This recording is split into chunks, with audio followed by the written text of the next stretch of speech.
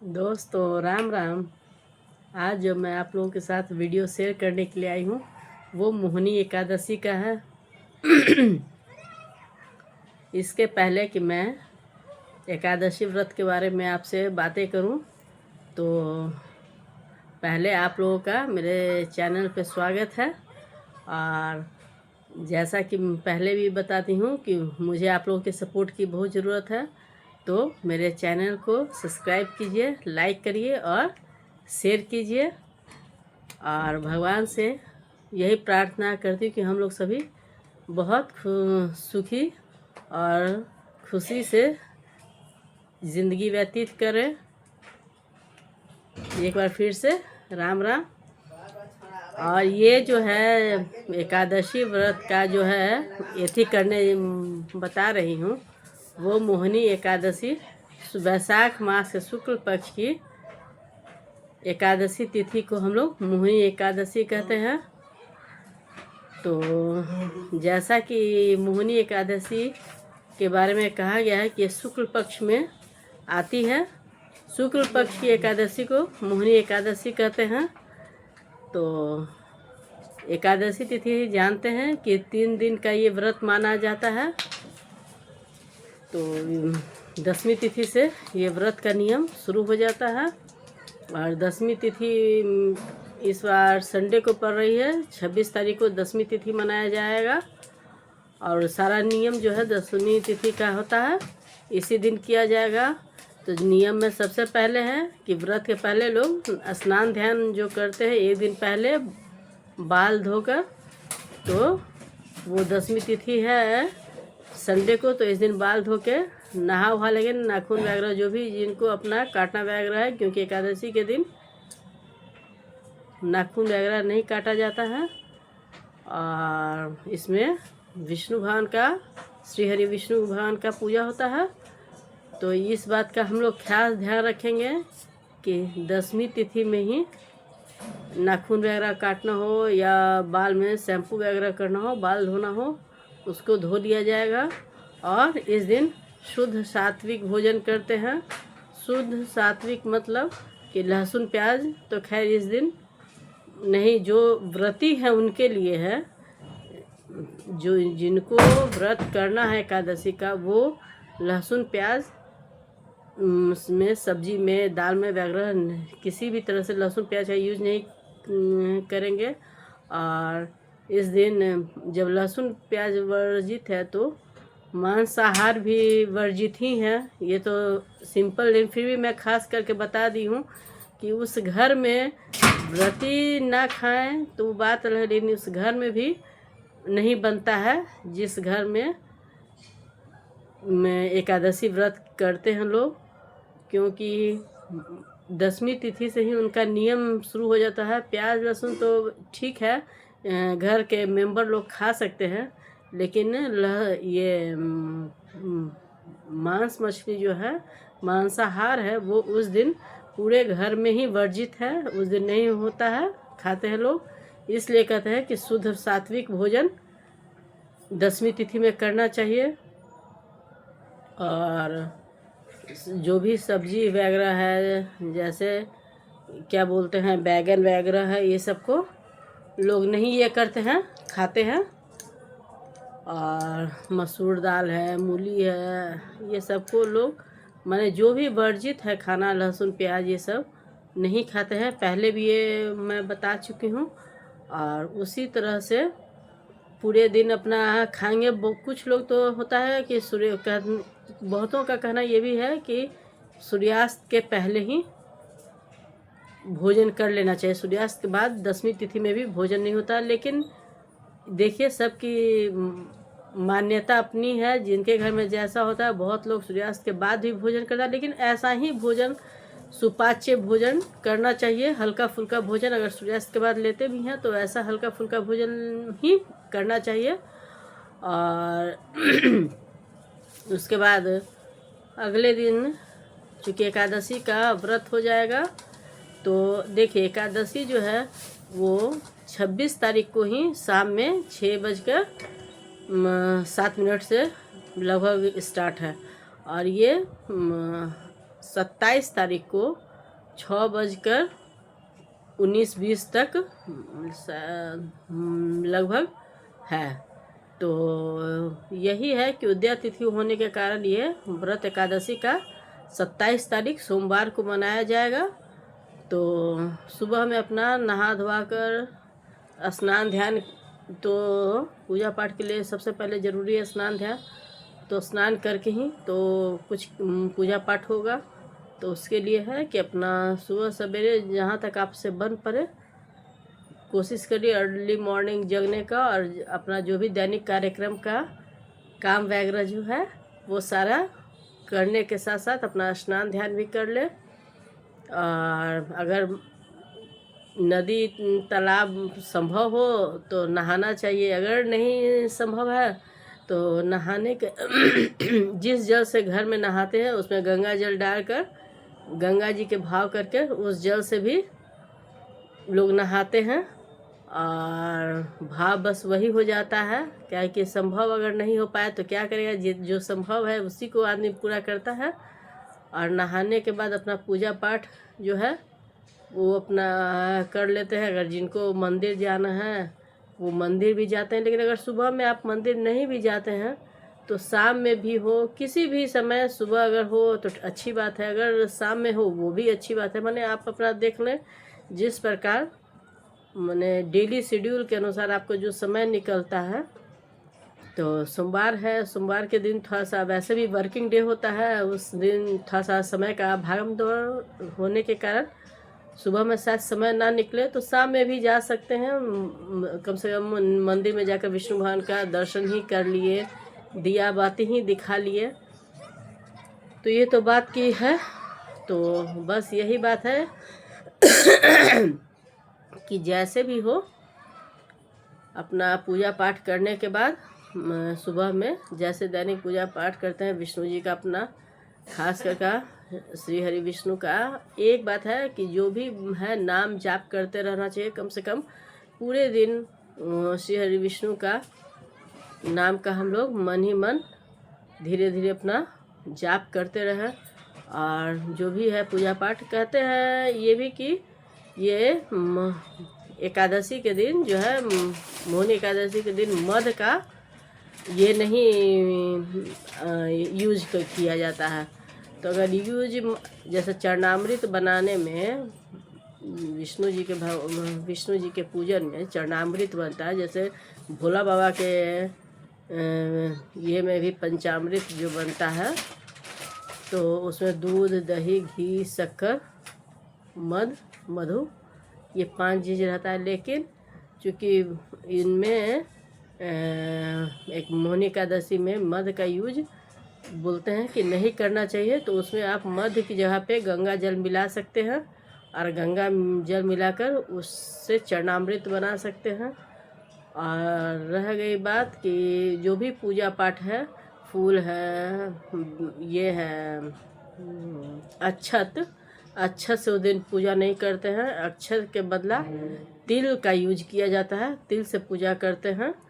और एकादशी के दिन कभी भी ये सब पूजा नहीं होता है, चावल से पूजा नहीं होता, चावल उस दिन निषेध रहता है। इसलिए उस दिन यहाँ तक कि दान वगैरह भी होता है तो उसमें भी द्वादशी के दिन हम लोग चावल का दान नहीं करते। हाँ, अनाज का दान करते हैं लेकिन चावल का दान नहीं करते। लेकिन खैर वो तो द्वादशी की बात है, द्वादशी तिथि की बात है। लेकिन एकादशी तिथि में जो भी है कि अपना फल हो और अगर है ड्राई फ्रूट वगैरह है जो उससे यूज कर सकते हैं। फूल प्रसाद है, फूल प्रसाद अपना चढ़ा उड़ा कर दिया बाती दिखाकर कपूर से आरती करके भोला बाबा का अपने लोग ये कर सकते हैं ये। लेकिन कभी भी अक्षत का यूज नहीं करेंगे। ये बार बार मैं ये बात कर रही हूँ कि अक्षत एकादशी में बिल्कुल ही वर्जित है, इसको कभी भी नहीं करना चाहिए। तो यहाँ तक कि द्वादशी तिथि में लोग अगर मुंह भी जुठाते हैं पारण में तो चावल से नहीं जुठाते, चावल के समान से नहीं करते हैं। तो ये बात का आप लोग खास ध्यान रखिएगा। और फल वगैरह है उस दिन अपना फल उल जो भी पूजा पाठ करना है, या फिर दान उनमें भी अगर पंडित जी को देना है या जिनको भी है, क्योंकि पूजा पाठ व्रत में दान का एक विशेष महत्व होता है, तो इसलिए उसमें आप कर सकते हैं। फल का ही दान इसमें होगा, इसमें अनाज का दान एकादशी की तिथि में नहीं होता है। तो आप इसमें जो भी फल वगैरह है उसको आप दान कर सकते हैं। और रह गई बात कि जैसे उस दिन अगर और तिथि के अनुसार तो एकादशी तिथि पड़ रही है, लेकिन वार के अनुसार सोमवार के दिन पड़ रहा है, तो सोमवार के दिन का भी अपना नियम होता है। बहुत लोग सोमवार का व्रत करते हैं, तो सोमवार के व्रत में तो खीर उर खाया जाता है।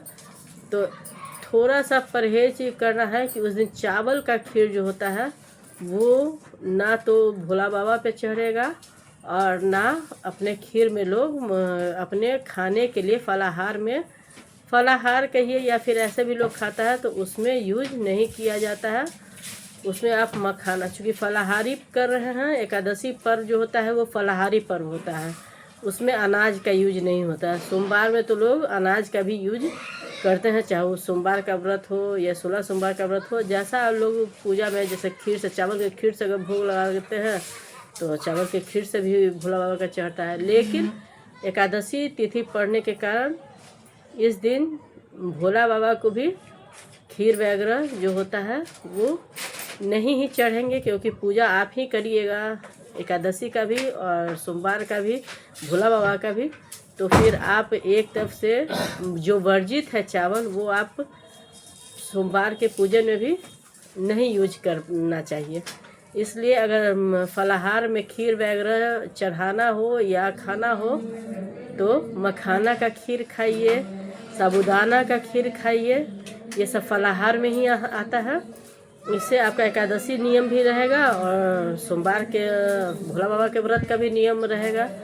तो ये सब छोटी छोटी बातें हैं जो कभी कभी दिमाग से निकल जाता है और जाने अनजाने गलती हो जाती है, दोष हो जाता है। तो ये बात का ध्यान रखना चाहिए। और बाकी दान में आप जो भी और करना चाहें, क्योंकि इस समय में गर्मी काफ़ी पड़ रही है, तो गर्मी को देखते हुए आप ऐसे सत्तू का दान महादान कहा गया है वैशाख माह के लिए, लेकिन एकादशी की तिथि में सत्तू का दान भी नहीं करेंगे, क्योंकि एकादशी तिथि के अनुसार वो अनाज ही, सत्तू जो होता है वो अनाज ही है, चना, भुनी चना से बनता है, तो इसलिए एक सत्तू का दान नहीं। लेकिन बाकी शरबत है, घड़ा है, वस्त्र है, गुड़ है, ये सब का, और जो भी है, चप्पल है, छाता है, ये आप अपना दान जो भी करना है वो कर सकते हैं। और फल है, फल तो मेन चीज़ है इस समय में फल और शरबत, यही दान का मुख्य भी एकादशी के तिथि में है होगा। और उसके साथ कुछ दक्षिणा ज़रूर देना चाहिए, क्योंकि दान कभी भी दक्षिणा के बिना स्वीकार्य नहीं होता है।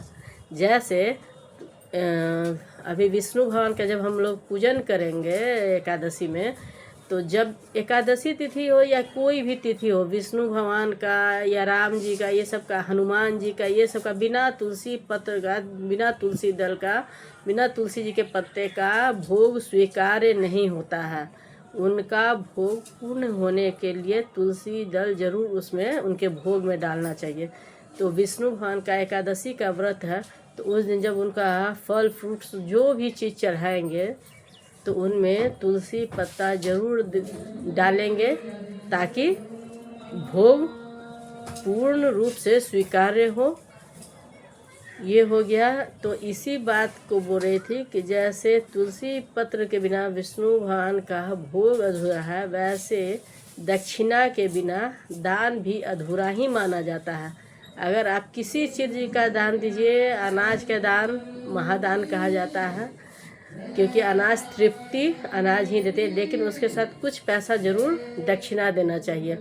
या वस्त्र का दान कीजिए, माने उसके साथ दक्षिणा जरूर ही देना चाहिए। कहने का अर्थ बस इतना ही है। और इसी तरह से पूरी तरह से अपना एक समय अपना जो भी फलाहारी करना हो उस दिन कोशिश करें। कहा जाता है कि जब पर्व त्यौहार हो, व्रत का दिन हो, तो उस समय इंसान को, व्रती को कम बोलना चाहिए ताकि कम से कम गलती होने का रहे, दिमाग में इधर उधर का बात ना लाए। क्योंकि जब दिमाग काम करता है तो कहाँ तक काम करता है पता नहीं चलता है। एक बार कोई सोच दिमाग में आ गई तो वो बढ़ते बढ़ते, इसलिए कहा जाता है कि माइंड में इधर उधर की बात नहीं लानी चाहिए। हाँ, और अपना जो भी काम है करने के साथ साथ नाम जाप मन में, क्योंकि अपना सारा ध्यान नाम जाप में लगाना चाहिए। अगर नाम जाप में ध्यान रहेगा तो दिमाग इधर उधर नहीं भटकेगा और नाम जाप में ये अपना कार्यरत रहेगा, अपना कार्य करते रहेगा। और इसी तरह से अपना नाम जाप के साथ अपना एकादशी का दिन व्यतीत हो जाएगा। द्वादशी तिथि में होने के लिए ऐसे तो शाम में 6:20 तक लगभग 19-20 तक है एकादशी तिथि, लेकिन फिर भी पारण तो अगले ही दिन द्वादशी तिथि में ही करेंगे। तो सुबह में से ही ये है 5 बज के लगता है, 5:45 के लगभग 5:43 से पारण है और 8:20 तक पारण का मुहूर्त है, जिसमें कि लोग पारण करते हैं। तो पारण में भी ये कहा गया है कि आप जो मुहूर्त है उसी में पारण ठीक माना गया ठीक माना जाता है, तो आप उसी में पारण कीजिए। और जो ये है क्या बोलते हैं आपको, खाना में पारण में भी जैसे विष्णु जी का पर्व है तो तुलसी जल में तुलसी जी डालकर वो जल को तो लोग पहला बार मुख में ले लेते हैं। और पारण में जो अनाज से कहते हैं कि करना चाहिए, तो उसमें खास कर ध्यान देना चाहिए कि द्वादशी तिथि में भी चावल का लोग पहला बार के भोजन में नहीं करते। वैसे तो कहते हैं कि दिन में एक ही समय भोजन करना चाहिए, लेकिन ये भी अपनी शक्ति सामर्थ्य के अनुसार है। बहुत लोग जो होते हैं वो दिन में एक बार भोजन करते हैं। बहुत लोग ऐसे भी होते हैं कि वो एक से ज़्यादा बार भोजन करते हैं। और चूँकि गर्मी का दिन है, फास्टिंग के कारण लोग एक दिन से ऐसे ही रहता है, तो सुबह में दोपहर में फिर से दोबारा से भोजन करते हैं, जैसे कि अदर डे में करते हैं, नॉर्मल डे में करते हैं। तो बस यही बात है कि इस बात का ध्यान देना है कि सुबह में जो अगर हम खाते हैं तो आटा के चीज़ का ही करना चाहिए, पहला भोजन चावल का नहीं करना चाहिए। हाँ, सांझ के बाद अगर सूर्यास्त के बाद अगर चावल, लोग कहना यही है कि चावल खा सकते हैं, लेकिन पहला भोजन में आटा का ही करना चाहिए। तो आटा का देख लीजिए, जिनको जो पसंद है, पराठा हो या पूरी हो या कुछ और भी है। तो वैसे तो रोटी वगैरह तो लोग व्रत के कल होके बहुत लोग नहीं करते हैं। अगर आप लोग रोटी भी खाते हैं तो वो एक अलग बात है, लेकिन हम लोग के यहाँ जैसे व्रत के अगले दिन पराठा या पूरी इस तरह से लोग बनता है, तो उससे अपना पारण कर लेंगे। और कहने का अर्थ है कि चावल छोड़ के गेहूं से आप इसी करने का चाहिए। और देखिए, इस बार एतवार के तिथि जो 10वीं तिथि पड़ रहा है, वो इसी दिन वैशाख का इतवार भी है, जो कि बैठाने वाला है। इस इतवार में, वैशाख में जो अगहन से उठाते हैं वैशाख में बैठाते हैं इतवार, तो ही इतवार ये बार पड़ रहा है 10वीं तिथि के साथ साथ ये एतवार जो है वैशाख वाली वो भी है।